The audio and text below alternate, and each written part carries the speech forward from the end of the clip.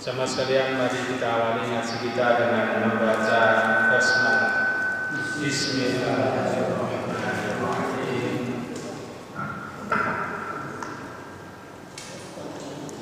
Alhamdulillah, wassalatu wassalamu ala rasulillah wa ala alihi wa sahbihi wa mawala wa la hawla wa la quwata illa billah. Asyhadu an la ilaha illallah wahdahu la syarika lah wa asyhadu anna Muhammadan abduhu wa rasuluhu la nabiyya ba'dahu. Allahumma shalli wa sallim wa barik ala Muhammadin wa ala alihi wa ashabihi ajma'in. Amma ba'du, sama sekalian yang dirahmati Allah, malam ini kita akan melanjutkan ngaji kita masih pada bab yang terkait dengan hubungan suami istri. Insya Allah hadis yang ke 151 An Ibni Umar anna Nabi sallallahu alaihi wasallam la'anal wasilata wal mustausilah wal wasimata wal mustausimah. Rawahul Bukhari wa Muslim. Dari sahabat Ibnu Umar, ia pernah mendengar Rasulullah bersabda, di mana sabdanya Nabi itu la'anal wasilata. Nabi itu melaknat.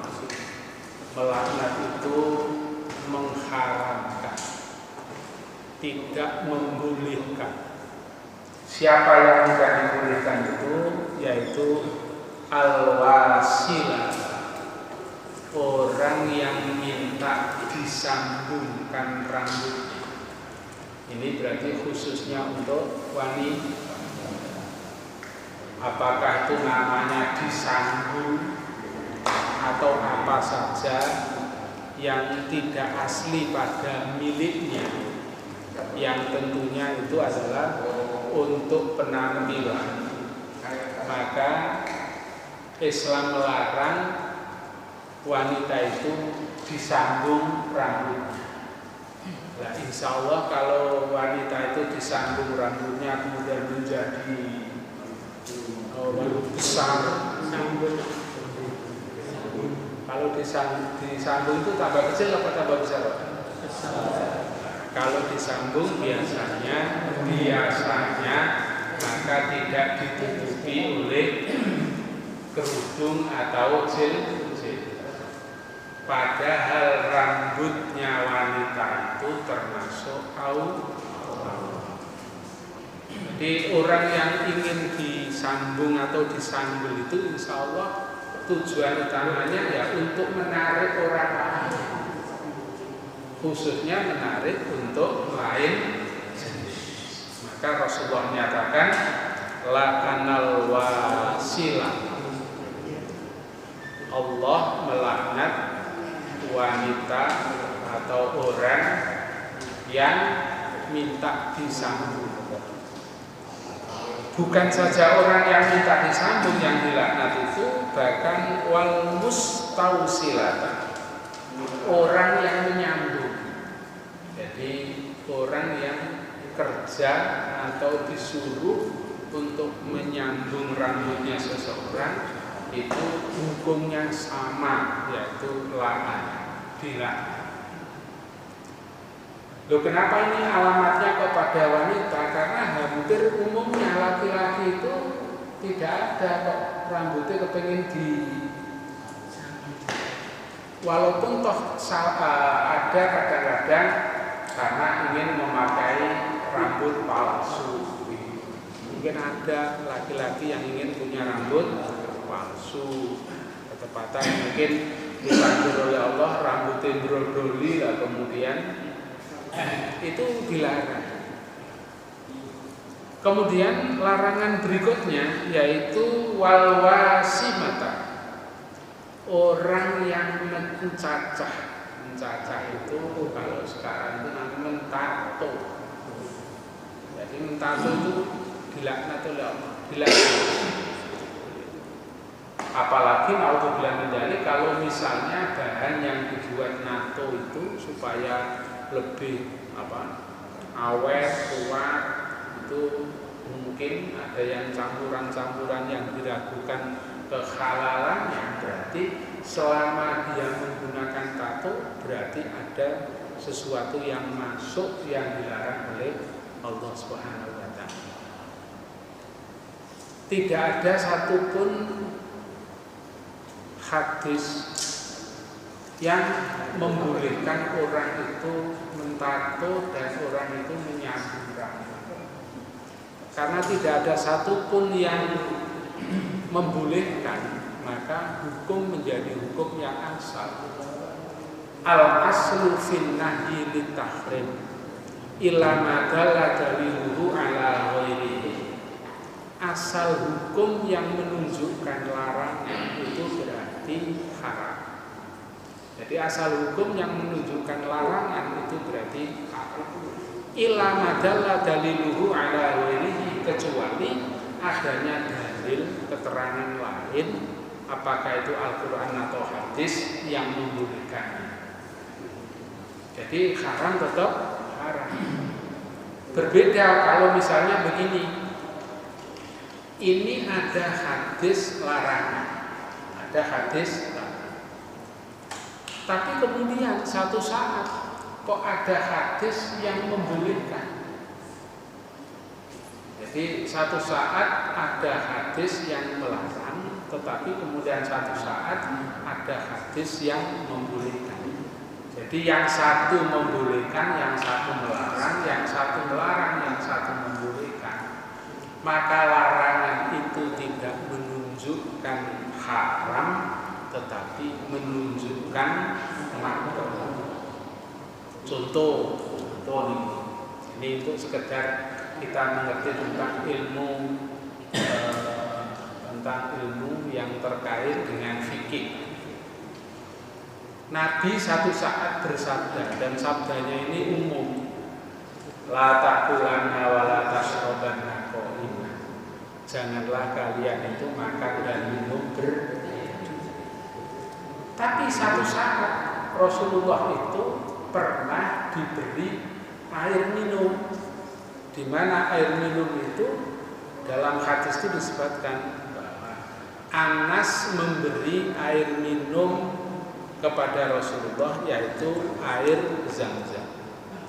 Oleh Rasulullah kemudian diminum sambil berdiri. Ini berarti kan kontradiksi. Satu saat Rasulullah melarang jangan makan minum berdiri, tapi satu saat Rasulullah dikasih oleh Anas bin Malik itu air Zam-Zam, oleh Rasulullah diminum sambil berdiri sambil menghadap ke arah kiblat. Lah, maka di dalam memberikan satu keputusan hukum ada larangan, ada amalan yang dilakukan oleh Rasulullah. Maka minum sambil berdiri itu tidak haram, tetapi makruh. Sebaiknya dikerjakan.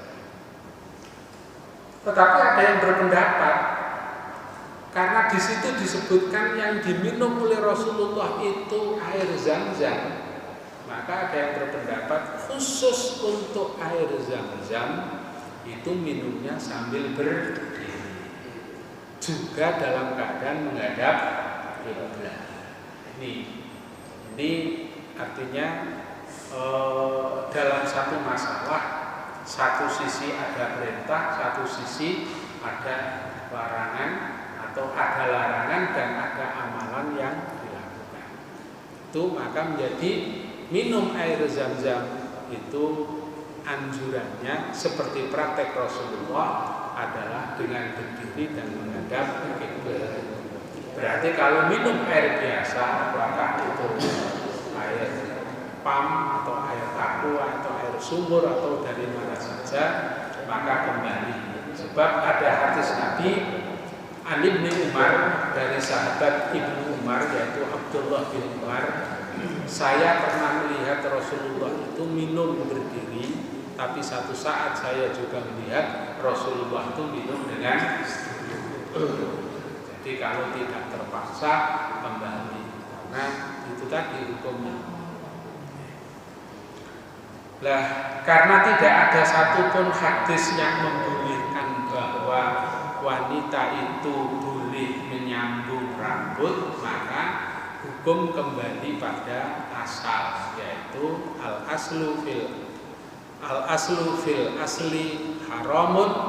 Maka kecuali kalau ada dalil yang membolehkan, maka menyambung rambut termasuk mentato itu hukumnya haram. Bahkan lakana, dilaknat oleh Allah Subhanahu wa ta'ala. Wa an Khudamah wa an Judamah binti Wahab qala Hardhartu Rasulullah sallallahu alaihi wasallam fi unasin wa huwa yaqul laqad hamantu anha anil ghilah fanadhartu firrum wa faris fa idza hum yughiluna auladahum fala yadurru dzalika auladahum say'a thumma sa'alu anil azli faqala Rasulullah sallallahu alaihi wasallam dzalikal waqtul khafiyyu rawahu Muslim. Satu saat Rasulullah itu pernah hamamtu itu artinya mau atau berkehendak, atau bahasa Jawanya aku duwe karep. Hamamtu, aku punya maksud. Apa maksudnya? Apa karepnya Rasulullah SAW itu? Yaitu anha anil ghibah. Hampir saja saya itu mau melarang kepada laki-laki atau suami.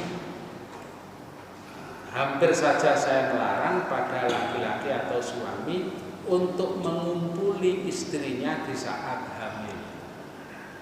Jadi itu berarti belum sampai terjadi. Sama dengan ini Pak, kasus hamam itu atau keinginan itu. Rasulullah kan satu saat habis sholat itu kemudian bersabda kepada para sahabatnya, hei para sahabat, aku punya maksud, hamam itu aku punya keinginan. Orang-orang yang tidak hadir untuk sholat jamaah itu supaya kalian ini mengumpulkan kayu bakar. Kemudian orang yang tidak pergi sholat jamaah, rumahnya ayo dibakar. Tapi kan tidak pernah terjadi kan. Jadi kan nanti kerungu ceritanya Nabi membakar rumah gara-gara tuan rumahnya tidak sholat jamaah, kan tidak. Tapi punya keinginan. Maka itu hadis disebut adalah hadis hammiyah. Ada keinginan. Nah ini Rasulullah juga gitu. Aku punya keinginan untuk melarang suami-suami untuk supaya tidak mengumpuli istrinya di saat istrinya hamil. Ketidakjadiannya itu karena apa? Fanadhartu firrumi wa faris. Aku melihat masyarakat yang ada di Romawi dan Persia itu biasa untuk mengumpuli istrinya walaupun dalam keadaan hamil. Jadi artinya nggak jadi Rasulullah itu melarang suami mengumpuli istri walaupun istri dalam keadaan hamil. Nah, ternyata ini hadis pernah dijadikan satu riset oleh WHO Pak ya, Badan Kesehatan Dunia ini. Rasulullah mau melarang tapi nggak jadi. Ini berarti ada sesuatu yang perlu diteliti. Kepada wanita yang hamil dalam tanda kutip, kalau ada istilah apa itu lemah kandungan, kan ada tempat istilah wanita yang lemah kandungan.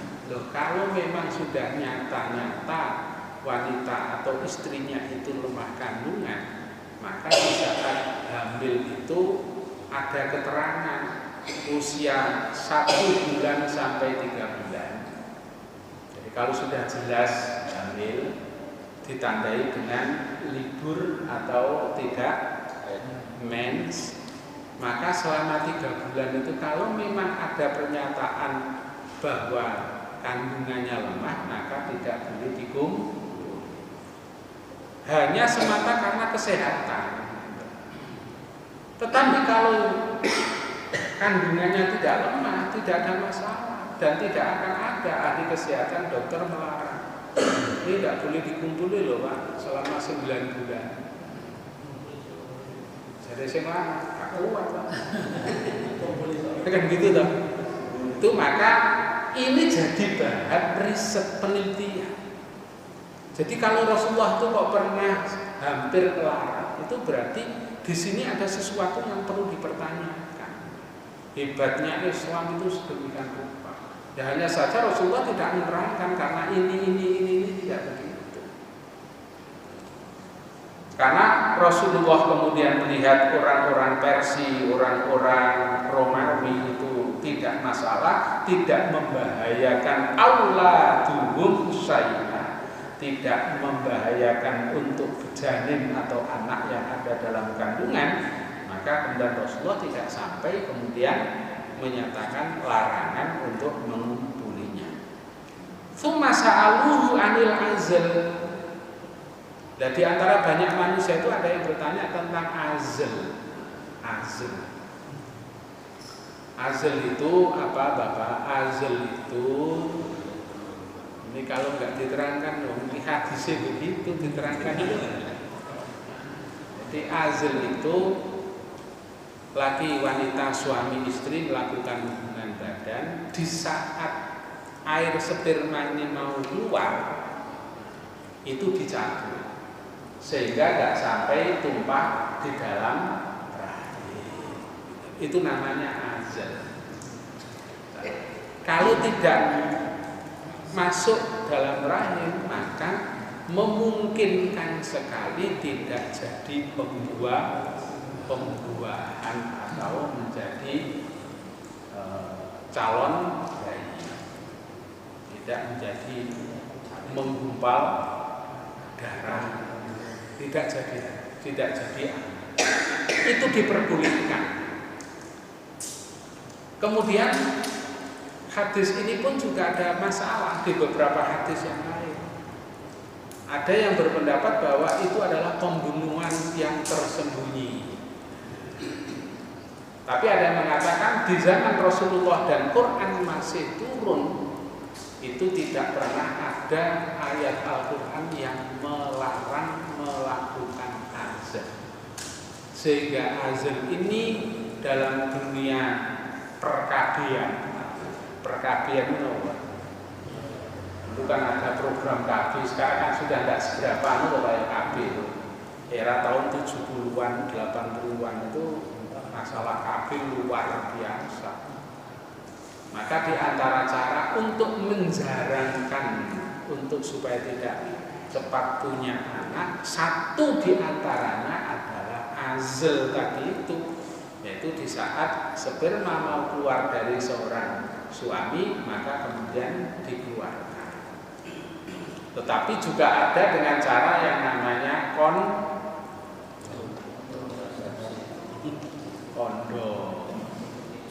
Itu kan tidak masuk ke rahim tapi masuk ke dalam kantongnya itu. Maka dulu juga sempat jadi perdebatan itu di kalangan ulama. Sehingga pakai kondom itu sama dengan yaitu namanya azl, yaitu tidak dimasukkannya sperma itu ke dalam tempat dari seorang istri atau seorang ibu. Jadi ini ada 2 hadis pokok, yaitu bahwa hampir saja Rasulullah itu melarang untuk laki-laki ngumpuli istrinya yang sedang dalam keadaan hamil. Tetapi kemudian tidak jadi karena tidak ada maudharat atau sesuatu yang membahayakan kepada anak dan istri pada umumnya, kecuali dalam keadaan tertentu, misalnya karena ini lemah kandungan dan lain sebagainya, maka itu adalah sesuatu yang doruri yang itu untuk dihindarinya. Yang kedua, Rasulullah ditanya tentang sa'alu anil azl, Rasulullah memperbolehkan orang itu untuk melakukan azl tersebut. Wa an Abi Sa'id Al-Khudri anna rajulan sa'ala qala ya Rasulullah inna li jariyah wa ana a'zilu anha wa ana akrahu an tahmila wa ana uridu ma yuridu rijal wa innal yahuda tahattus annal azla ma'udatus sughra. Qala kadzabatil yahud law aradallahu ayyahlukuhu mastata'ta an tasrifahu. Rawahu Ahmad wa Abu Dawud wa Nasa'i. Rijalun siqatun. Hadis ini diriwayatkan oleh Imam Tirmidzi dan Imam Nasa'i, dan kemudian dikatakan bahwa hadis ini adalah hadis yang dibawa oleh orang yang siqatun, yang kuat hafalannya. Berarti insya Allah hadis ini pun juga sahih. Apa itu isinya? Ada seorang yang datang kepada Nabi,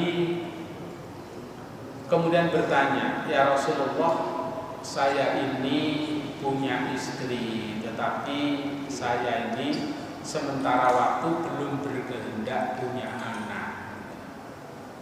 Jadi saya punya istri, tapi belum berkehendak untuk punya anak. Wallahu a'lam apa sebabnya?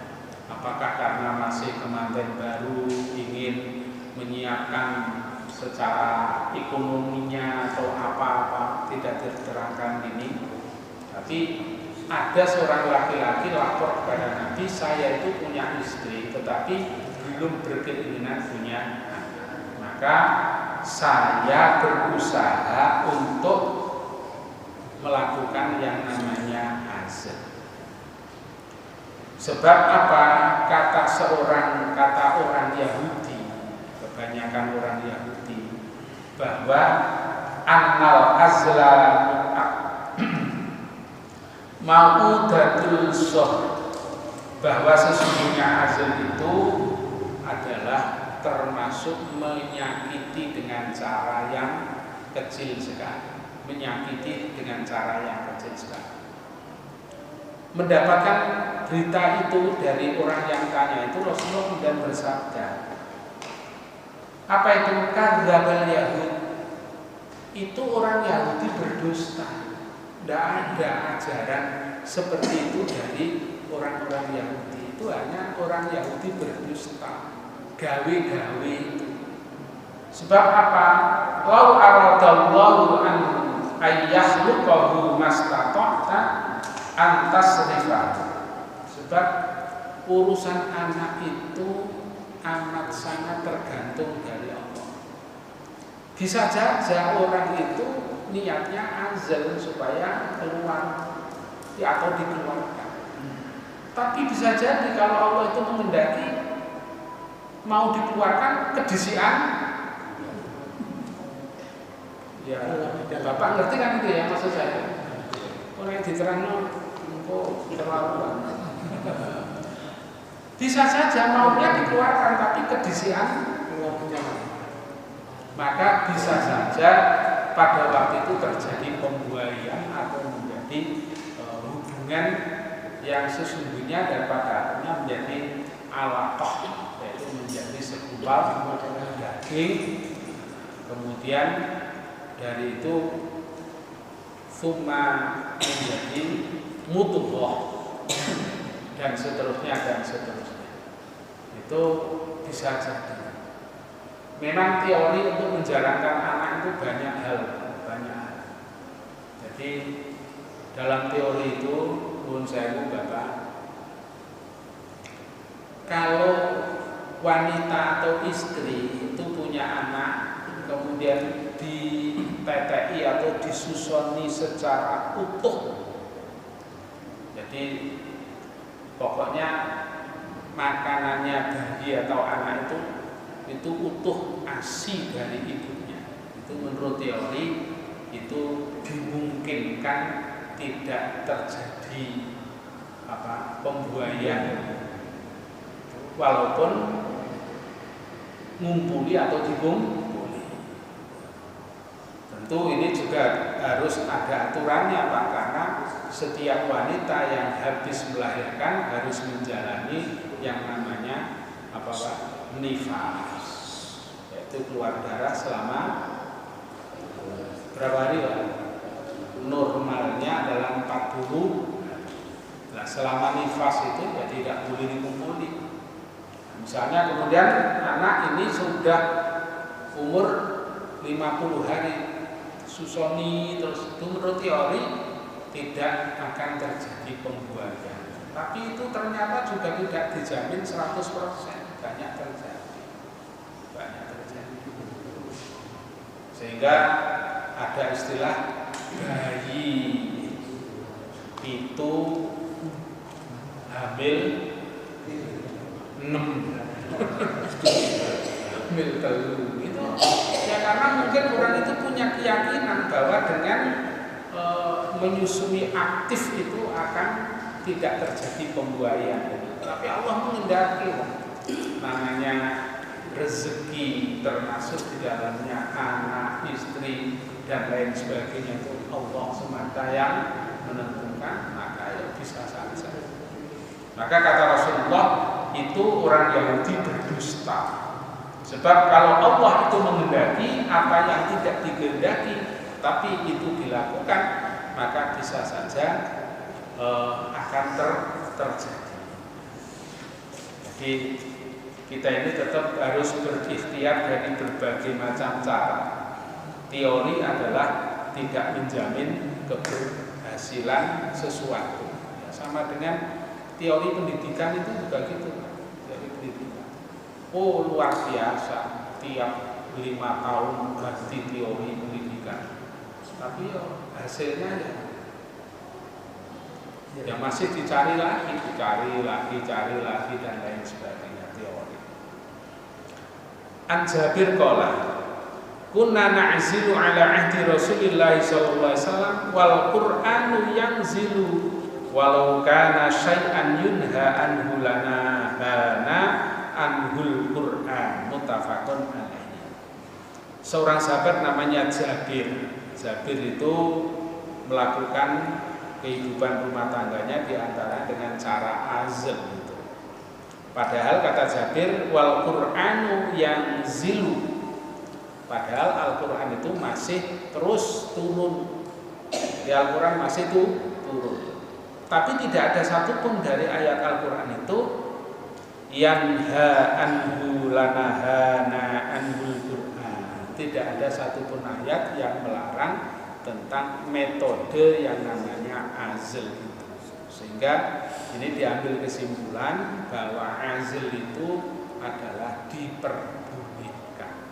Azl itu diperbolehkan. Itu semuanya dalam rangka ikhtiar supaya anak ini satu bisa menyusu secara sempurna kamilatan, yaitu haulaini kamilataini, agar anak itu bisa menyusu 2 tahun secara utuh.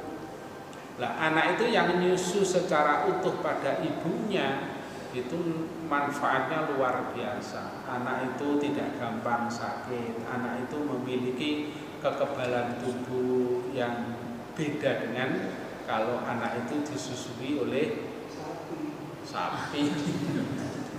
Kemudian yang berikutnya, otak anak ini sudah banyak penelitian Pak. Otak anak yang disusui ibunya murni dengan yang dibantu dengan formula dan formula itu, maka itu berbeda. Apalagi kalau menyusuinya tidak sampai 1 tahun.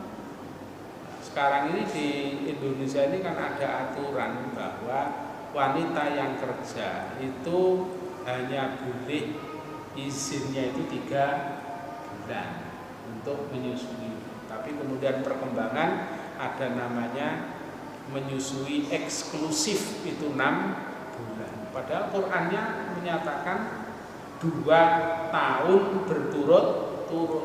2 tahun itu berarti 24 bulan. 24 bulan. Padahal hanya 3 bulan itu ya tentu. Maka Quran itu tidak bisa terbantahkan tentang apa yang dituturkan atau diatur oleh Islam itu sedemikian rupa. Jadi orang melakukan azl itu termasuk cara KB yang sudah ada sejak zaman dahulu kala.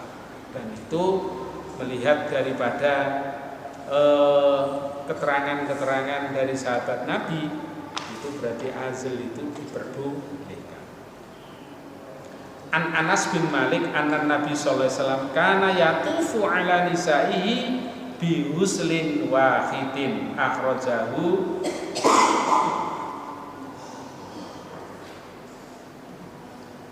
wa lafdhu lil Muslim. Menurut Anas bin Malik, Anas ini salah satu sahabat Nabi yang pernah ngaulo. Ngaulo itu kenapa, Pak? Mengabdikan dirinya, ngenger kepada Nabi itu enggak tanggung-tanggung. 10 bulan ngenger pada Nabi. Nah, tentu diantaranya karena ngengernya itu tentu dia akan tahu tentang hal-hal yang terkait dengan kehidupannya Nabi. Di antaranya Nabi itu tidak pernah nyentak. Nyentak ini apa? Ngomong kasar kepada istrinya, pada anaknya. Jadi selama 10 bulan itu dia belum pernah melihat Nabi ngomel atau nyentak atau ngomong kasar baik kepada istri-istrinya atau anak-anaknya, bahkan kepada Anas itu tidak pernah disentak. Nah, di antara yang dilihat oleh Anas itu apa? Kana yatufu ala nisaihi bi huslin wahidin. Bahwa Rasulullah SAW itu mendatangi istri-istrinya bi huslin wahidin, dengan 1 kali mandi. Cuma ini jadi masalah. Yatufu ini apakah ngumpuli? Apakah yatufu itu sekedar mendatangi dari rumah istri satu ke rumah istri yang lain? Ini yang menjadi perbincangan dari para ulama. Tetapi hadirin yang dimuliakan Allah, kalau misalnya ada seorang, mohon maaf, kalau ada seorang yang punya istri lebih dari 1, misalnya ya tentu rumahnya dekat, mari habis dari istri yang pertama kemudian pindah ke istri yang kedua, itu tidak harus habis dengan istri pertama harus mandi terlebih dahulu, tidak. Yang jadi pertimbangan pula adalah tentang manfaat mandi termasuk wudu. Sebab ada hadis Nabi yang artinya begini, apabila di antara suami itu mau menambah, maka hendaknya minimal adalah berwudu terlebih dahulu. Jadi tidak harus mandi. Misalnya habis sholat isya kemudian kumpul, kemudian 1 jam kemudian mau ngumpuli lagi, maka tidak harus mandi terlebih dahulu. Tapi dianjurkan oleh Rasulullah untuk berwudu,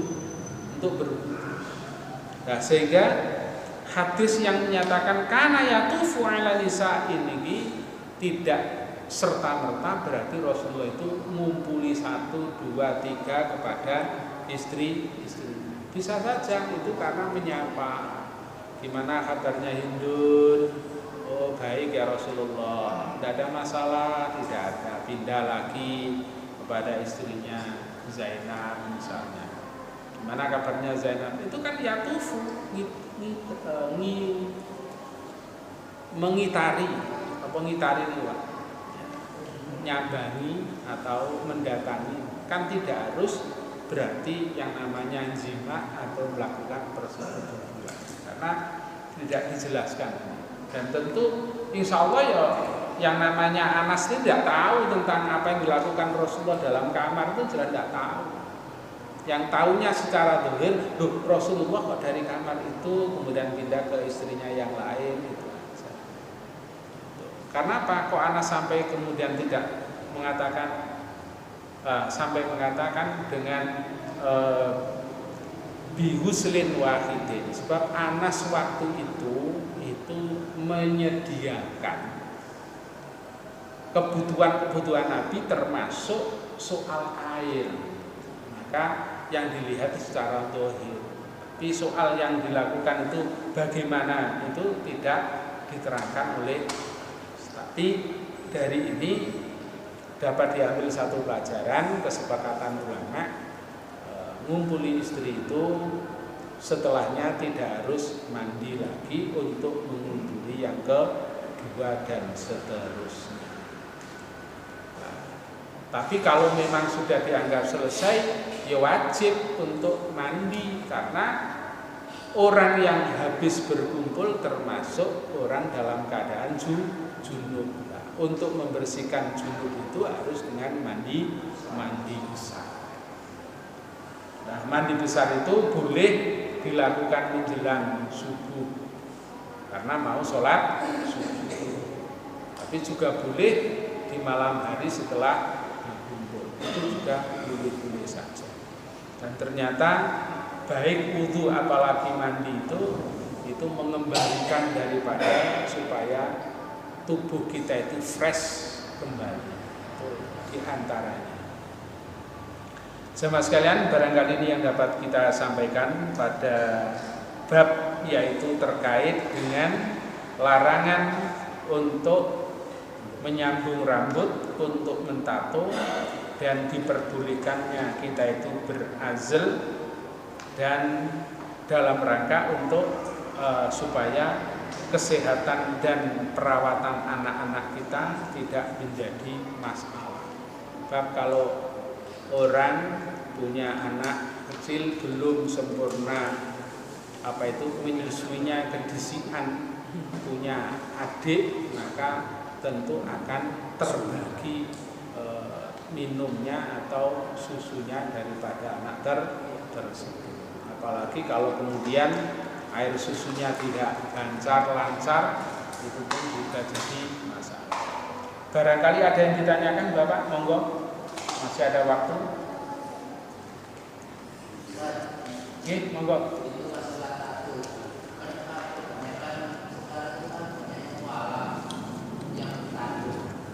Gimana Bapak? Oke.